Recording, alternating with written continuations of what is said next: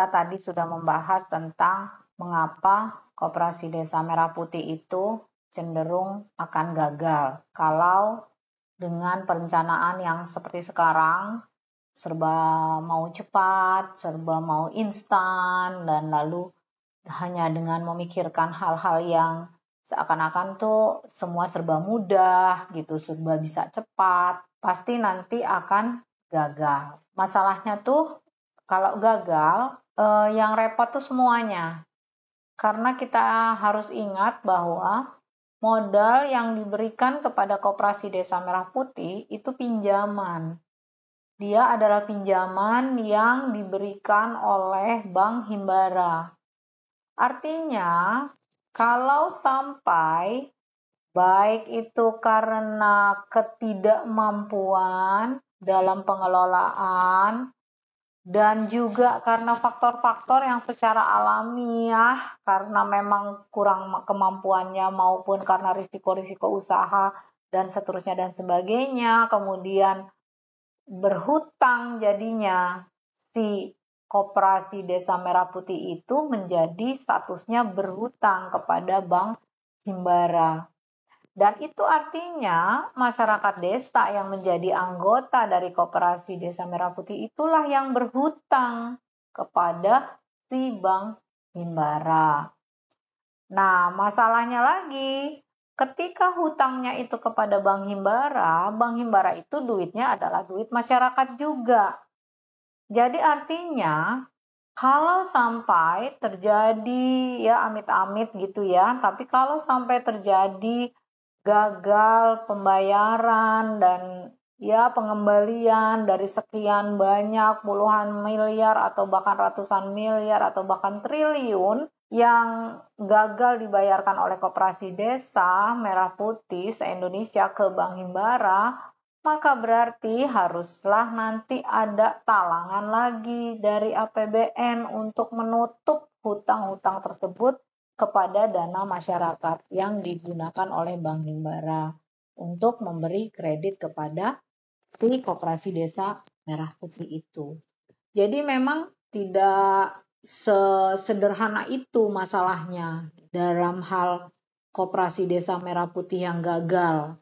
Nggak bisa sesederhana misalnya, kan rugi, wajar, namanya juga usaha, nggak bisa.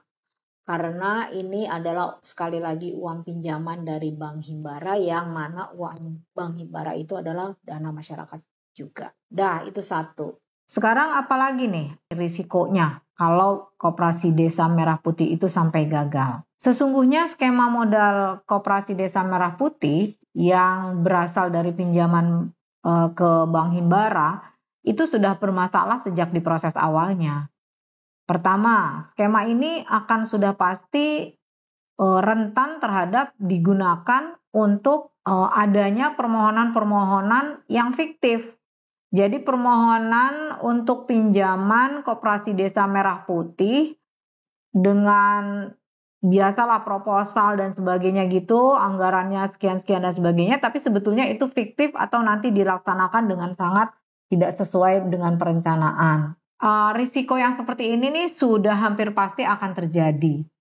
Jangankan yang didukung oleh pemerintah, untuk kredit yang pada umumnya aja bisa terjadi banget kan, yang namanya permohonan fiktif atau permohonan pinjaman yang kemudian ya menjadi NPL, menjadi non-performing loan.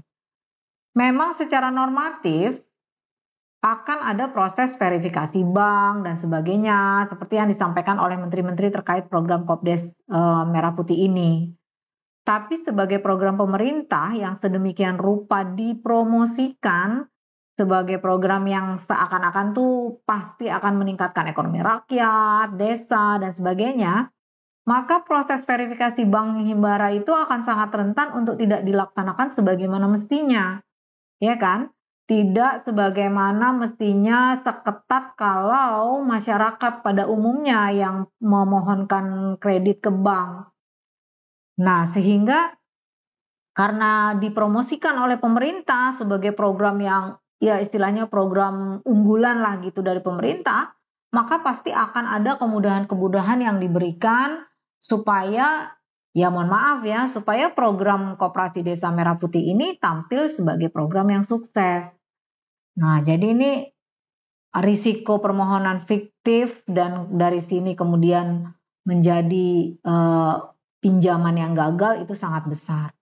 Yang kedua, jangan-jangan malah ada juga upaya untuk dengan sengaja korupsi dari skema pinjaman Bank Himbara ini.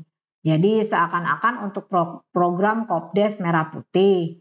Tapi ternyata yang betul-betul disalurkan untuk Kopdes Merah Putih hanya misalnya 10 atau 15%, sementara selebihnya entahlah belok kemana ya kan, dikorupsi untuk penggunaan-penggunaan yang lain selain daripada Koperasi Desa Merah Putih.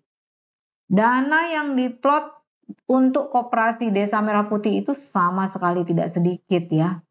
Pagu yang ditetapkan 5 miliar per koperasi desa dikali 80.000 koperasi desa. Jadi total plafon lah gitu ya dari anggaran yang ditetapkan untuk Koperasi Desa Merah Putih itu 400 triliun. Jadi mau seberapa persennya pun yang disalahgunakan itu besarnya luar biasa. Apalagi kalau yang disalahgunakan ya jauh lebih besar daripada yang betul-betul disalurkan untuk Kopdes Merah Putih. Jadi memang risiko untuk terjadinya korupsi atau penyalahgunaan pagu dari program Koperasi Desa Merah Putih ini itu sangat besar. Yang ketiga, risiko gagalnya Koperasi Desa Merah Putih sebagaimana yang sudah disampaikan tadi itu, dengan demikian akan sangat masif ya.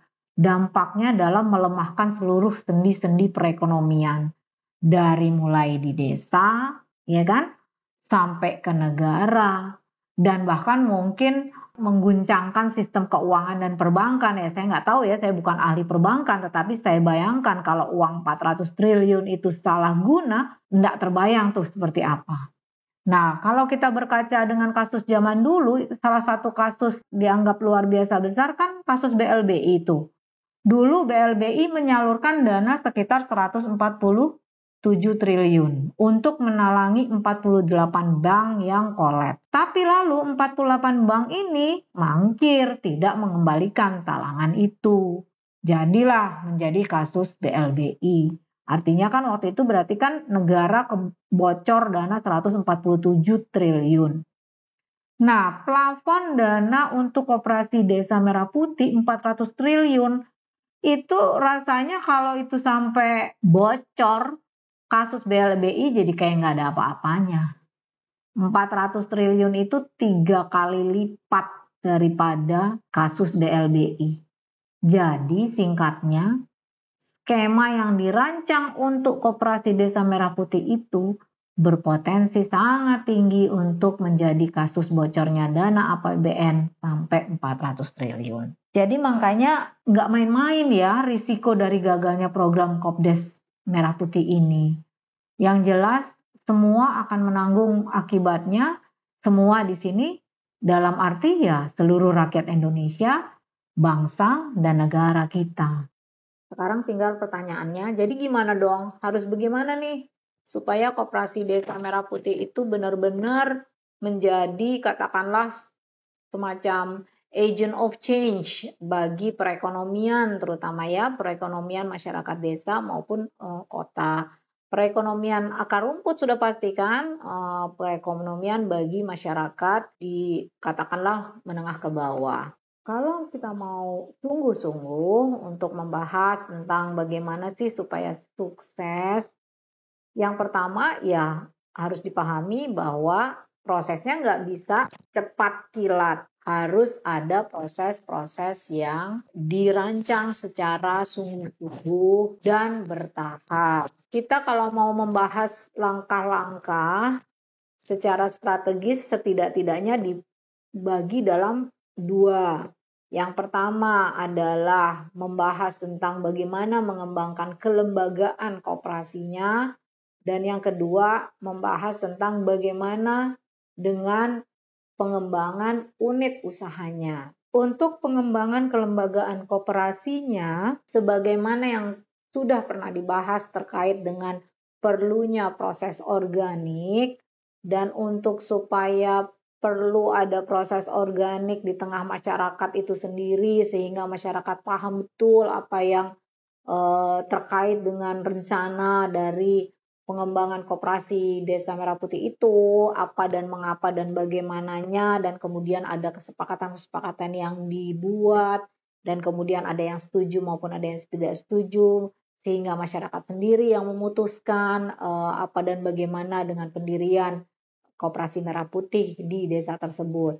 Nah, untuk itu dibutuhkan pendamping-pendamping yang mendapat pelatihan harus cukup, dan juga sudah betul-betul paham, bukan hanya hal-hal yang normatif, tetapi juga menyangkut tentang hal-hal yang sangat substansial di koperasi itu sendiri.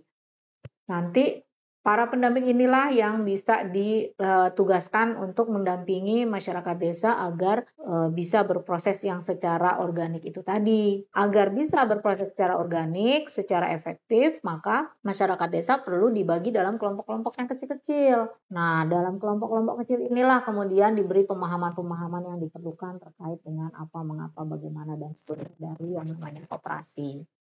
Lalu kemudian bagaimana dengan unit usaha? Unit usaha yang perlu dikembangkan oleh Koperasi Desa Merah Putih itu ya harus melihat apa yang sudah ada di desa itu. Jadi seharusnya Koperasi Desa Merah Putih itu tidak kemudian mengembangkan bisnis yang sama sekali baru, yang bisa jadi justru sudah ada di tengah masyarakat usaha sejenis, atau bisa jadi usaha itu tidak relevan dengan kebutuhan masyarakat itu, atau bisa jadi malah menimbulkan friksi sosial, misalnya adanya kompetisi rasa menjadi punya kompetitor dan seterusnya.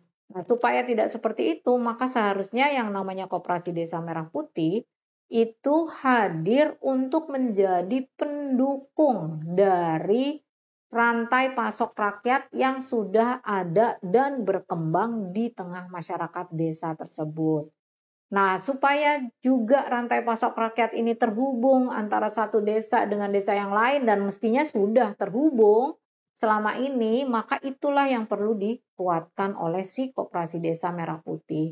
Nanti Koperasi Desa Merah Putih antar desa akan bersama-sama dengan desa-desa yang lain saling berembuk dan kemudian saling bersepakat untuk bagaimana bisa menguatkan rantai pasok rakyat yang selama ini sudah berkembang atau sudah ada, tetapi mungkin perkembangannya masih sangat terbatas. Nah, dengan adanya Koperasi Desa Merah Putih inilah kemudian dirembuk bersama, dirancang bersama bagaimana pengembangannya. Untuk itu diperlukan kerjasama antara dari mulai level desa, sampai ke kecamatan, ke kabupaten, dan sampai ke level provinsi.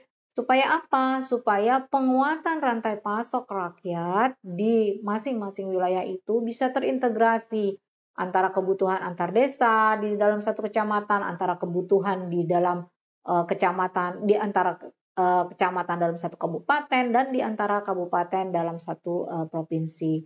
Dengan demikian, si rantai pasok yang sudah ada selama ini di tengah masyarakat itu menjadi rantai pasok yang lebih kuat, yang pengetahuan dan wawasannya dan teknologinya bisa dikuatkan oleh dengan adanya intervensi dari Koperasi Desa Merah Putih itu. Dengan demikian, apa yang selama ini belum ada untuk menguatkan si rantai pasok rakyat yang selama ini sudah ada di wilayah tersebut, dengan adanya Koperasi Desa Merah Putih, apa-apa yang belum ada kemudian diadakan. Nah, seperti apa diadakannya? Ya, tergantung dengan kondisi di masing-masing wilayah yang sudah pasti berbeda-beda.